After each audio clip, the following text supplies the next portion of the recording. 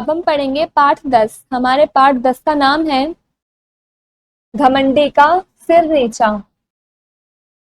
एक बाग में एक बांस का पेड़ था और उसके समीप ही एक जामुन का भी पेड़ था। समीप मतलब पास में। एक बाग था, उसमें एक बांस का पेड़ था और उसके ही पास में एक जामुन का भी पेड़ था।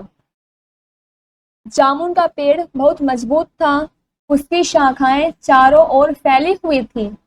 इसके विपरीत बांस का पेड़ लंबा, पतला तथा लचीला था।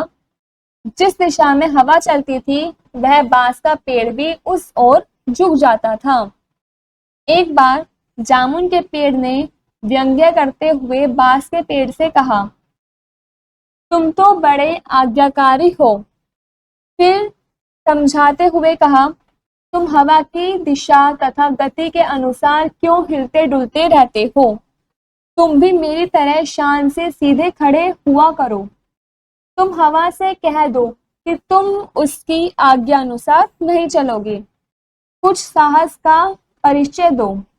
इस संसार में बलवानों का ही बोलबाला है।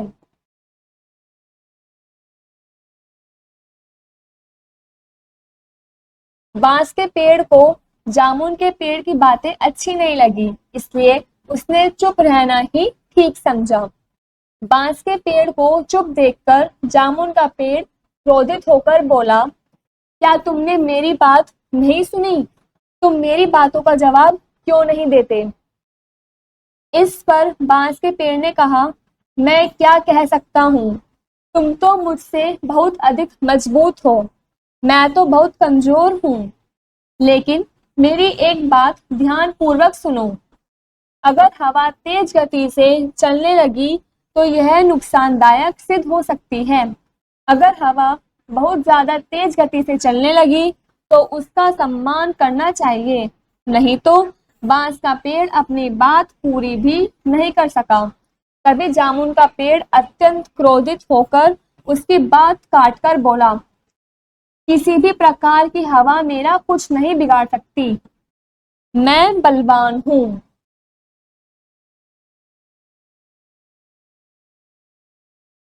उस समय चल रही मंद मंद हवा ने जामुन के पेड़ तथा बांस के पेड़ के बीच चल रही बहस को सुन लिया। हवा जामुन के पेड़ से तेज गति से टकराती हुई आगे निकल गई। कुछ देर बाद अपने में कुछ और शक्ति समेटते हुए हवा ने अपने आप को और शक्तिशाली बना लिया। वह हवा एक तूफान में बदल गई। बांस का पेड़ उस तेज हवा के टकराने से लगभग पूरा ही झुक गया।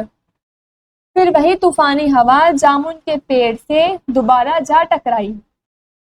हवा के टकराने से उस पेड़ को कोई असर नहीं हुआ।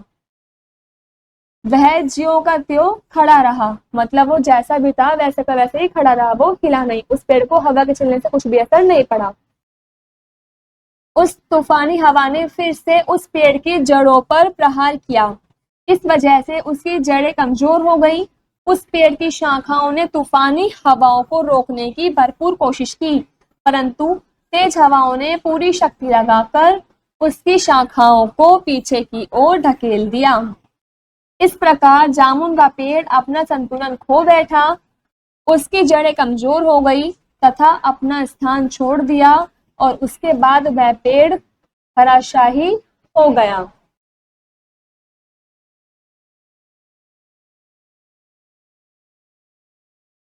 जामुन के पेड़ का अंत देखकर बांस का पेड़ दुखी मन से सोचने लगा, आखिरकार जामुन के पेड़ का अंत हो ही गया।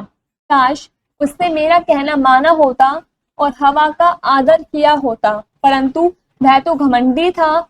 उसे शायद यह नहीं मालूम था कि घमंडी का सिर कैसे नीचे होता है।